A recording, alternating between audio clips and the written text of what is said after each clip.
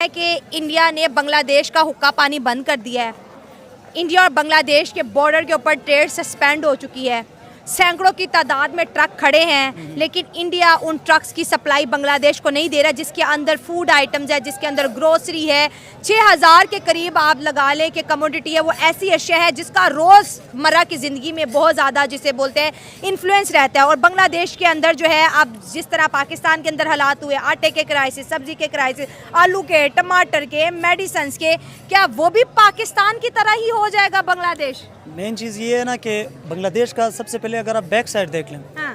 बांग्लादेश का मेन ये वार शुरू क्यों हुआ है, ठीक है। इसके मेन रीजंस है ना, इसके ऊपर मैंने आर्टिकल पढ़ा है, उसमें उन्हें बताते हैं कि एक तो ना एक सिविल डिक्टेटरशिप चली है। अच्छा। सिविल डिक्टेटर हसीना वाजद जो है ना, वो तकरीबन 10 साल या इससे भी ज़्यादा 15 साल हो गए थे। ये हुकूमत वो जारी रखी हुई है, तो उन्होंने एक तरह से सिविल डिक्टेटरशिप कायम रखी हुई। तो वो चाहते थे कि जो डेमोक्रेसी है ना उसको लेके आएँ।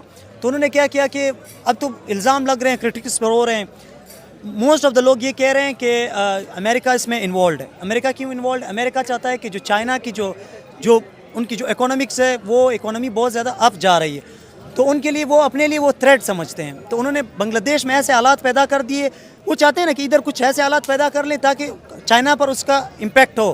तो उन्होंने बांग्लादेश में ऐसे हालात पैदा कर दिए जिसकी वजह से बांग्लादेश की जो ट्रेड है, बांग्लादेश बहुत आगे जा रहा है, चाइना भी उसे बहुत सपोर्ट कर रहा है। तो बांग्लादेश में ये हालात उन्होंने पैदा कर दिए, पॉलिटिकल इंस्टेबिलिटी पैदा कर दी उन्होंने। ये मोस्टली वो लोग ऐसे मतलब क्रिटिक्स कर रहे थे, या कह सकते हो कि इल्ज़ाम लगा रहे हैं कि इस पे जमात इस्लामी जो है उनके अंदर जो अमेरिका का मेन रोल होता है, जैसे कि अफगानिस्तान में वो मोस्टली करते थे कि रिलीजन का लफड़ा डाल लेते थे। रिलीजियस सोच हमारी जो सोसाइटी है, हम ज़्यादा रिलीजन को फॉलो करने वाले लोग हैं। तो रिलीजियस उन्होंने कुछ ऐसे इमोशनल हो जाते हैं और फिर कुछ भी कर देते हैं। जाहिर है हम फैक्ट नहीं देखते हैं, हम देखते हैं कि मतलब अगर कोई हमें कुछ कह रहा है तो इज़ दैट राइट, मतलब ये सही होगा। तो फिर जो बांग्लादेश के अंदर हिंदुओं पे अटैक्स हुए, तो आपको क्या लगता है कि इंडिया उसके लिए बांग्लादेश के मुसलमानों को भी पनिश कर रहा है? नहीं, इंडिया उसके लिए पनिश नहीं कर रहा है। इंडिया का जो मेन रीज़न है ना, यहाँ पर इन पे ये इल्ज़ाम लग रहा था जैसे कि उन अपने हीरोज़ की तौहीन कर रहे थे, अपने हीरोज़ को मार रहे थे, नीचे गिरा रहे थे। तो इसमें आप कह सकते हो कि एक किस्म की मखलूक है जो इन्वॉल्व है, वो ये साबित कर रहे थे कि देखो जो बांग्लादेश के अवाम है ना, वो इस बंदे के साथ नहीं थे, ये तो इस बंदे ने एवं ये रोला डाला हुआ था, बांग्लादेश को अलग कर दिया। अच्छा। लेकिन ये लोग सारे जो है ना इस बंदे के खिलाफ, इसके ये हीरो नहीं है इनका, ये असल में विलन है। उन्होंने शेख मुजीबुर रहमान वो कहते थे कि ये विलन है, देखो सबके सामने उन्होंने दिखा दिया। तो मतलब इंडिया के साथ वो एक तरह से इल्ज़ाम लगा रहे थे कि जो हमें पाकिस्तान से अलग किया गया है, तो इसमें इंडिया का बहुत बड़ा रोल है। यू कैन से दैट, मतलब आप खुद भी सोच सकती है ना कि क्या हुआ था 1971 में, एवरीवन नो दैट।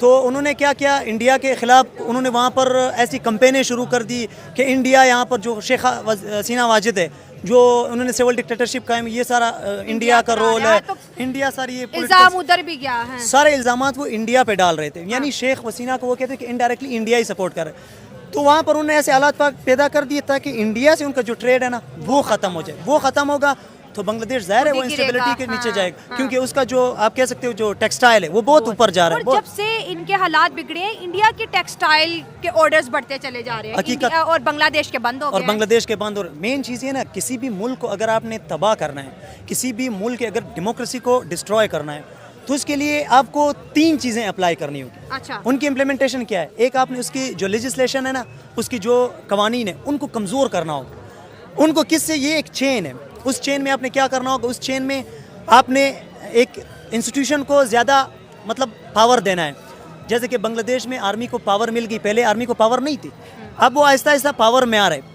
अगर आप किसी सिविल मतलब फर्ज करें किसी पार्टी को एम्पावर कर रहे हो, तो पार्टी अगर कल गलत करेगी तो पार्टी के खिलाफ इनकलाब कुछ कर सकती है, पार्टी को मतलब एक बंदा उसको गिरा सकती है, या वो उसका हुकूमत ख़त्म, उसकी सब कुछ ख़त्म कर सकती है। लेकिन आर्मी जो है ना, आर्मी वो एक इंस्टीट्यूशन है, वो जब एम्पावर होता है ना, उनके फिर बहुत नुकसानात है। आप एग्जांपल दे सकते हो, आप बर्मा का एग्जांपल ले सकते हो, वहाँ पर उन्होंने क्या किया, बहुत सारे आप देख सकते हो कितनी तबाही हुई, मुसलमानों को अलग तरीके से तबाह कर दिया। लेकिन हम ये भी तो देख रहे हैं ना कि जो इस्लामिक कंट्रीज़ हैं, पाकिस्तान बांग्लादेश की चले बात करते हैं, इस्लामिक कंट्री है, लेकिन यहाँ पर डेमोक्रेसी नहीं आ पाई, यहाँ पे जमहूरियत पनप नहीं सकी। इंडिया की बात करें, वो एक सेकुलर कंट्री था, वहाँ पे डेमोक्रेसी भी आई, दुनिया की सबसे बड़ी डेमोक्रेसी दुनिया ने देखी। मेन चीज़ ये है ना, सोसाइटी में इंस्टीट्यूशंस होते हैं, जिसके लिए एक फंक्शन यूज़ होता है सोसाइटी के 3 स्ट्रक्चर होते हैं। उसके लिए एक होता है फंक्शनलिज्म।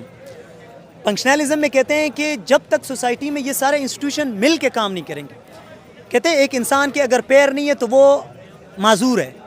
सेम सोसाइटी भी इसी तरह है। सोसाइटी के इंस्टीट्यूशन है, लाइक आप उसके मिलिट्री हो गया, उसका फैमिली सिस्टम हो गया, उसका एजुकेशन हो गया, उसका हेल्थ सिस्टम हो गया, उसका गवर्नमेंट हो गया, उसकी जो कानून है वो हो गया। हाँ। उसमें कोई भी अगर इंस्टीट्यूशन कमज़ोर है, वीक है, तो आप कह सकते हो कि उसकी सोसाइटी पे उसका इम्पैक्ट पड़ेगा।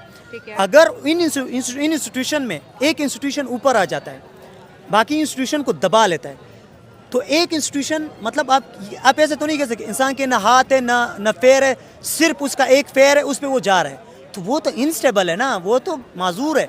तो पाकिस्तान, आप कह सकते हो कि पाकिस्तान इस टाइम एक पैर पे चल रहा है, सही है। बाकी जो इनके पैर है, बाकी जो इनके इंस्टीट्यूशन है वो दबे हुए हैं, उनको दबाया गया है, लेकिन एक पैर पे चल रहा है, तो एक पैर पे ज़ाहिर है फिर इंस्टेबिलिटी आएगी। वो एक इंस्टीट्यूशन तो ज़ाहिर है आगे वो क्या करेगा। बांग्लादेश की ट्रेड हो रही थी, वो तकरीबन थी कोई $16 बिलियन की ना, 14-16 ठीक है। 16 बिलियन की। तो ये ट्रेड अगर ख़त्म हो गई, आप देखेंगे बांग्लादेश में काफ़ी मतलब सिलाव वगैरह आते हैं, तो गारमेंट्स एक्सपोर्टर वो सेकंड लार्जेस्ट है पूरी दुनिया में। बाकी ये जो एग्रीकल्चर कमोडिटीज़ होती हैं इसमें वो मतलब इंडिपेंडेंट नहीं है, ठीक है। तो इससे आम आवाम पे बहुत असर पड़ेगा, काहत साली आ सकती है और इन्फ्लेशन बहुत ज़्यादा हो सकती है, जिससे मतलब आम जो तबका होता है ना शहरियों का, वो अफेक्ट होता है। मतलब क्या बांग्लादेश दूसरा पाकिस्तान बनने वाला है? क्योंकि जब हमने इंडिया से ट्रेड सस्पेंड की, हमारे मुल्क के अंदर भी महंगाई का बहुत बड़ा तूफान, हमें याद है कि जो 100 रुपये 20 रुपये वाला प्याज है, ये 500 रुपया, टमाटर 500 रुपया, और हमारी भी चीखें निकल गई कि ये हुआ क्या है हमारे साथ। देखें, हम अनाव वाले लोग हैं, हम मानते नहीं हैं, हम आइडियालॉजी के ऊपर ट्रेड करते हैं। हालांकि होना चाहिए कि म्यूचुअल इंटरेस्ट के ऊपर पूरी दुनिया, अब देखें चाइना और अमेरिका की आपस में दुश्मनी है, मगर फिर भी वो ट्रेड करते हैं। इंडिया और चाइना की देखें, $125 बिलियन की ट्रेड ऐसा ही है। तो ये जो ट्रेड होती है ये आइडियालॉजीज पे नहीं होती, ठीक है ना, ये म्यूचुअल इंटरेस्ट पे होती है। क्या बात है। तो मैं ये कहूँगा कि अगर इंडिया और पाकिस्तान की आपस में ट्रेड होती तो यहाँ पे ये जो चीनी का बहरान है, आटे का बहरान है, और पता नहीं आए दिन क्या टमाटर से नहीं निकले सर अभी तक हम। हाँ, तो ये ना होता कम अज कम। रही बात जंग की, कश्मीर की, वो टेबल टॉक के जरिए हल होता। इसका मतलब ये नहीं है कि आप पूरा मुंह फेर लेना। बांग्लादेश तरक्की नहीं करेगा तो इसका एडवांटेज इंडिया को होगा, क्योंकि पाकिस्तान में तो इंडस्ट्री है नहीं, इंडिया इंडस्ट्रियल हब बनता जा रहा है, तो उनका एक्सपोर्ट और बढ़ेगा। बॉर्डर पे इंडिया ने ट्रेड बांग्लादेश के साथ सस्पेंड कर दिया, बांग्लादेश का दाना पानी बंद कर दिया, अब क्या कहेंगे? इसके ऊपर मैं ये कहना चाहूँगा कि भारत का ये बहुत बड़ा डिप्लोमेटिक और बहुत बड़ा पॉलिटिकल फेलियर है। अच्छा, ठीक है, फेलियर है वो इस तरीके से, क्योंकि भारत की बहुत ज़्यादा ट्रेड जो थी वो बांग्लादेश से हो रही थी, जो कि अब सस्पेंड हो चुकी है, जिसका भारत को डेफिनेटली नुकसान होगा। लेकिन नुकसान इस हद तक नहीं होगा जिस तरह पाकिस्तान में आप कह रही है कि टमाटर बहुत ज़्यादा महंगे हैं और आलू बहुत ज़्यादा महंगे। देखिए, भारत की जो इकोनॉमिक सुपर हब है, वो पावर हाउस है इकोनॉमिक, ठीक है, तो उसको उतना जिसको कहते हैं ना को प्रॉब्लम्स फेस नहीं करनी पड़ेंगी। सो मेरे नज़दीक जो है ये भारत का एक बहुत बड़ा फेलियर है, और पाकिस्तान को एक इसके अंदर ये एज है कि पाकिस्तान अपने डिप्लोमेटिक टाइज बांग्लादेश के साथ बेहतर कर सकता है। आप कह रहे हैं ये इंडिया का फेलियर है, लेकिन अगर इंडिया का पॉइंट देखिए, उन्होंने कहा कि आपकी कंट्री में अनरेस्ट है, हम आपके साथ ट्रेड नहीं कर सकते, दैट्स व्हाई हम जो है ना ट्रेड सस्पेंड कर रहे हैं। और पूरी दुनिया का यही हमने देखा है एक रवैया, जब भी किसी मुल्क के अंदर अनरेस्ट होता है तो उसकी जो पार्टनर कंपनी होती है या पार्टनर मुल्क होता है वो हर चीज़ बंद कर देता है, क्योंकि ये यहाँ पर बात हो रही है 7,000 करोड़ मालियत की, तो कोई इसको जिहादी ग्रुप के हवाले तो नहीं करेगा ना इतने बड़े। अच्छा, बड़ी मज़े की बात की है, ज़रा इनसे पूछे कि ये अनरेस्ट पैदा किसने की है। हाँ। ये अपनी ही एक क्लाइंट स्टेट बनाना चाह रहे थे बांग्लादेश को, कि जो हम कहेंगे वही ये करेंगे, और जो हमारा अपॉइंटेड प्राइम मिनिस्टर है जो वो कहेगी तो वही होगा। आपसे तो ये भी नहीं एग्री कर रहे। मेरी बात सुने, आप जो कह रहे हैं ना 15 साल से जो हसीना वाजिद है वो इंडियन नवाज है, इंडिया की पॉलिसी अप्लाई हो रही है। जहाँ तक आप कह रहे हैं ना कि इंडिया चाहता कि हमारी एक पपेट स्टेट होती जो हमारे इशारों पे चलती, पाकिस्तान ने ये भी कहा था कि बांग्लादेश पे हिंदुस्तान कब्जा कर लेगा, मगर इंडिया ने उन्हें तो स्पेस दी। हाँ। उन्हें कहा तुम अलहदा कंट्री हो, हम तुम्हारी जान छुड़वा रहे हैं, ठीक है, कब्जा नहीं किया, इन्वेड नहीं किया। अब भी उनका था कि उनकी अपनी ही मर्ज़ी की हुकूमत थी। इसमें क्या है कि जमात इस्लामी का जो लिंक है वो हमारी ISI से है, ठीक है, तो इसमें इंडिया के क्लेम ये आ रहे हैं कि इसमें ISI और पाकिस्तान इन्वॉल्व था, ठीक है। और वैसे अगर इंटरनेशनल सतह पे देखा जाए तो अमेरिका ने पाकिस्तान से अड्डे मांगे थे और इमरान खान ने इनकार किया तो वो हट गए। मतलब और इसके पीछे अमेरिका ने हाँ बांग्लादेश से भी अड्डे मांगे और एक उन्होंने और भी इनकार बात किया, कही जा हाँ, रही है कि म्यांमार और बांग्लादेश के दरमियान एक क्रिश्चियन कंट्री छोटा सा वो किया जाएगा ताकि चाइना को कंटेन किया जाए और वहाँ पे बहरी बेड़े हों और ये चीज़ें। मैं इनकी बात से डिसएग्री इसलिए करता हूँ क्योंकि इस चीज़ का कोई एक्चुअल एविडेंस नहीं है। आईएसआई को किसी मुल्क के अंदर मुदाखलत करने का कोई शौक नहीं है। अच्छा। पाकिस्तान की इंटेलिजेंस एजेंसीज और जो दिफाई इदारे हैं वो उनको किसी के साथ कंसर्न नहीं है, उनको अपने मुल्क के साथ कंसर्न है, अपने नेशनल इंटरेस्ट के साथ कंसर्न है।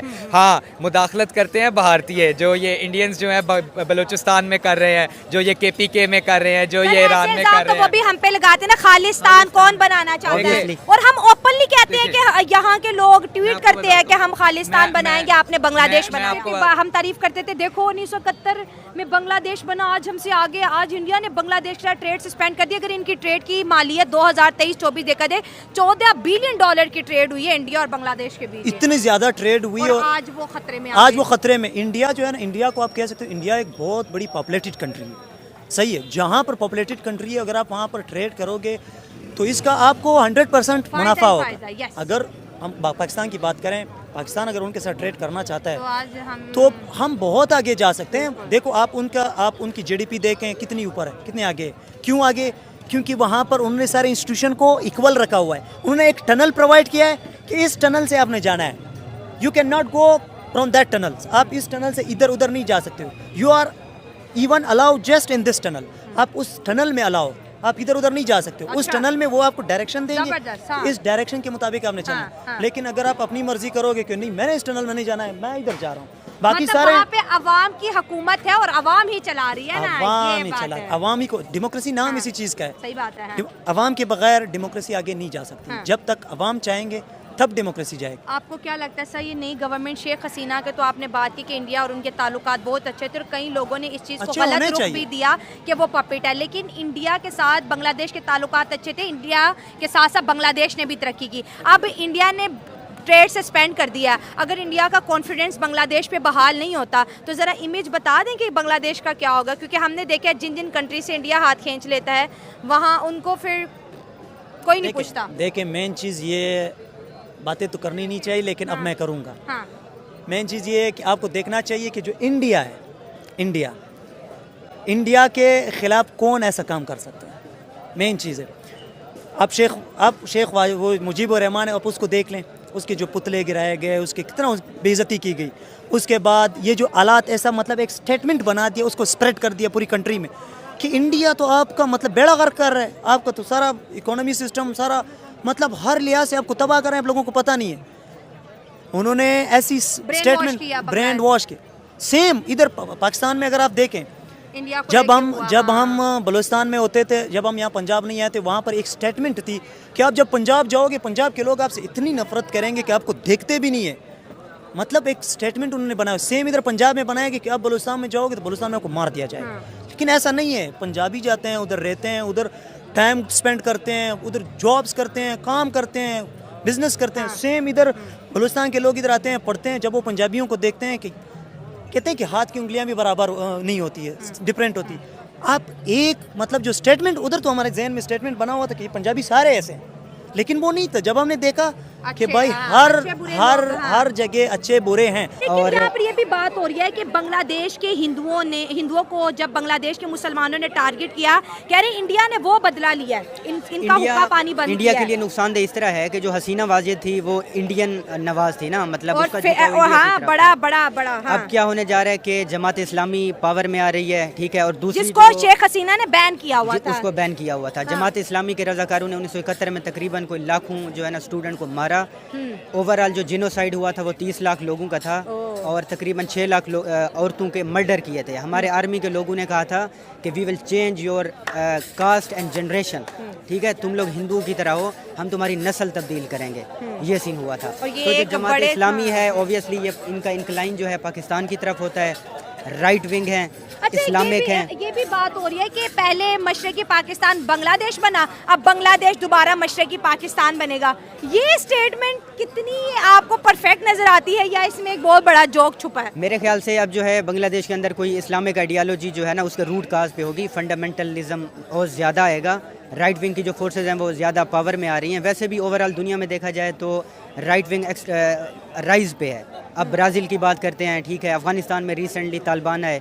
तो बांग्लादेश का झुकाव अगर हुआ इस्लामिक आइडियालॉजी, फंडामेंटलिज्म और उनका जो ट्रेड है वो बेस करेगा आइडियालॉजी पे, तो ऑब्वियसली इंडिया और उनका आपस में ताल्लुकात ख़राब होंगे। तो सेम बांग्लादेश के साथ फिर इंडिया के खिलाफ भी साजिश रची गई है और ये इसका डाउनफॉल है।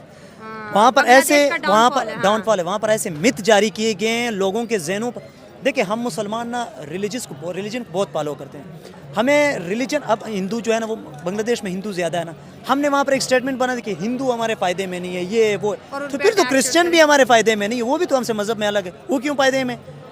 आप एक तरफ कहते हो जो गैर मुस्लिम है वो फ़ायदे में नहीं है, लेकिन एक तरफ कहते तो मतलब दुगलापन हो रहा है ना। अब इंडिया अगर बांग्लादेश से अपना हाथ उठाता है ना, ये लिख के ले लो, ये 10 साल बाद आप देखोगे बांग्लादेश कहाँ पहुँचेगा। आज बांग्लादेश पे कोई 1 रुपया कर्जा नहीं है कि डॉक्टर यूनुस आया हुआ है, ठीक है, आप वो एक नोबेल प्राइज़ विनर है, लेकिन हर बंदा अब क्या पता वो हुकूमत चला सकता है कि नहीं। सही बात है। अगर मैं टीचर हूँ, मुझे कोई कहे कि आप जाएँ मीडिया के मतलब जर्नलिस्ट बन जाएँ, तो ये तो नहीं, वो उसका रोल है, वो अच्छा प्ले कर सकते हैं ना। मेरा जो रोल है, मैं अपना रोल अच्छी तरह से प्ले कर सकता हूँ। तो अगर आप डॉक्टर यूनुस को ला रहे हैं, उसको मतलब आप कैसे इस तरह, मतलब इतनी पूरी कंट्री उसके सारे हाथ में दे दी, ले चलाओ, और जो खुद अमेरिका से इंपोर्ट किया हुआ है। हाय, दैट इज द पॉइंट। तो मतलब काफ़ी सारी चीज़ें हैं, ये इंस्टेबिलिटी, ये पॉलिटिकल इंस्टेबिलिटी कहते हैं, और जहाँ पर हालांकि देखा जाए तो बांग्लादेश, जैसे आपने कहा कि इंडिया अगर हाथ हटा लेता है तो 10 साल में बांग्लादेश का बेड़ा गर्क हो जाएगा। और जब बांग्लादेश को पैसे की ज़रूरत पड़ती, शेख हसीना वहाँ जाती थी मेडिकल वीज़े के लिए, फ़ंड के लिए, और वो फ्री में देते थे, कर्जा नहीं दिया कभी। कर्जा नहीं दिया। इसके लिए कार्ल मार्क्स एक कोटेशन यूज़ करता है कि अफीम जो है ना इज़ लाइक जो रिलीजन इज़ लाइक अफीम। अफीम एक नशा होता है, एक ड्रग्स होता है। हाँ, कहते हैं कि अगर आप उसको यूज़ करते हो ना, तो आप आहिस्ता आहिस्ता मतलब आप डिस्कनेक्ट होते हो चीज़ों से, आपको किसी चीज़ का खुद पता ही नहीं होता किसी चीज़ का। तो मतलब रिलीजन, मैं गलत नहीं हूँ, मैं रिलीजन के ख़िलाफ़ बात नहीं करूँगा, लेकिन रिलीजन में कुछ चीज़ें हैं। रिलीजन हमेशा कहते हैं कि you will allow to provides equality, not inferiority और सुपीरियरिटी। आप अगर कह रहे हो कि मतलब वो हिंदू है, ये वो, इंडिया के ख़िलाफ़ एक स्टेटमेंट बन गई है, तो यहाँ पर एक ही इंस्टीट्यूशन का काम है और वो हम सबको पता है। उन्होंने उधर सारा रोला डाला हुआ है, सारा जो उनके हीरो है, इवन मैं खुद उसे हीरो मानता हूँ, जो उनका हीरो है उसके ख़िलाफ़ अमेरिकन बहुत ज़्यादा इन्वॉल्व है। वो चाइना के लेवल से कहते हैं कि चाइना का खाना ख़राब हो, और जो बाकी यार दोस्त इन्वॉल्व है वो चाहते हैं कि इंडिया के हालात ख़राब हो जाएं। इंडिया का भी तो फ़ायदा हो रहा था टेक्सटाइल के वाले से, इंडिया बॉर्डर पे भी अनरेस्ट नहीं था, सुकून था ना। लेकिन खुद तो बेचारे भीख मांग के तक गए हैं। अब तो भीख भी देने वाले कोई नहीं है। तो वही सीन है ना, कहते हैं खुद तो कुछ नहीं, वो एक मिसाल है कि खुद तो कुछ नहीं कर सकता हूँ, लेकिन तेरा बेड़ा ज़रूर गर्क कर सकता हूँ। खुद तो मेरा कुछ नहीं हो रहा ना, मैं तो गर्क ही हुआ हूँ, लेकिन तेरा तो बेड़ा गर्क कर सकता हूँ, किसी न किसी तेरा बनाऊँगा लपड़ा। तो वही है। अब ये पाकिस्तान, तो ये बांग्लादेश जो है ना, ये मिनी पाकिस्तान बनेगा। ये इतना डूबेगा सोच भी नहीं सकोगे, क्योंकि जो टेक्सटाइल इतनी ऊपर है, उनकी जो वुमेन एम्पावरमेंट इतनी ऊपर थी। अब ये जमात इस्लामी आ रही है, इनके इधर कौंसल है, इधर ऑर्गेनाइजेशन है पंजाब यूनिवर्सिटी में, इनका आप सोचें कि मतलब इस तरह वो उन्होंने ऐसा चीज़ें सारी ऐसे की हुई है, ऐसे कंट्रोल में की हुई कि भाई अगर कुछ हो रहा है तो मतलब हमारी मर्जी से चले। Who the hell are you, आप कौन होते हो? यादव का केस आया, हाँ। एजेंट पकड़ा गया, हाँ। कन्फेशन हुई, हाँ। That is the documented evidence. लेकिन सर आज तक आप हैंग आउट नहीं कर सके कुलभूषण यादव को, अगर वो जासूस है तो। जासूस तो वो था। देखें, मुशर्रफ ने बड़ी अच्छी बात की थी 2008 में, जब इंडिया के अंदर, दिल्ली के अंदर कन्वर्सेशंस हो रही थी। उन्हें कहा था कि we have done tremendous damage to each others countries, मगर अब हमें ये चीज़ स्टॉप करनी होगी। उन्होंने माना था कि हम एक दूसरे के कंट्री में इंटरफेयर करते हैं, इंटरमेडल करते हैं, इधर से भी होती है, उधर से भी होती हैं, होगी, हाँ, ठीक है। हाँ। 80s में हमने जनाब खालिस्तान का वो किया था, काफ़ी कुछ सपोर्ट किया था, अब भी करते हैं। इस तरह वो इंडिया भी बलूचिस्तान को सपोर्ट कर रहा है, तो ये चीज़ें चलती हैं। अगेन आई डिसएग्री, पाकिस्तान की खालिस्तान में किसी तरह की कोई इन्वॉल्वमेंट नहीं है। कश्मीर के अंदर 8 लाख फौज भारत ने बिठाई हुई है, मारते ये लोग हैं और नाम पाकिस्तान का लगाते हैं। वो कहते हैं पाकिस्तान को on time on place of our choosing पे मारेंगे। इतना बड़ा मुल्क है, अगर 8 लाख आर्मी कश्मीर में ही है तो बाकी सरहदों पे फिर कौन है भाई? 8 लाख फौज हमने, देखें 8 लाख 8 डिजिट नहीं है, ये 8,000 नहीं है, ये 8 लाख है। 8 लाख फौज हमने थोड़ी बिठाई है, मारता जुल्म कौन करता है वहाँ पे? नज़र नहीं आता हमें, गज़ा नज़र आएगा, हमें फ़लस्तीन नज़र आएगा। बलूचिस्तान ने तो अपनी कंसेंट भी नहीं दी थी पाकिस्तान में शामिल होने के लिए, हमने ओवरटेक कर लिया था।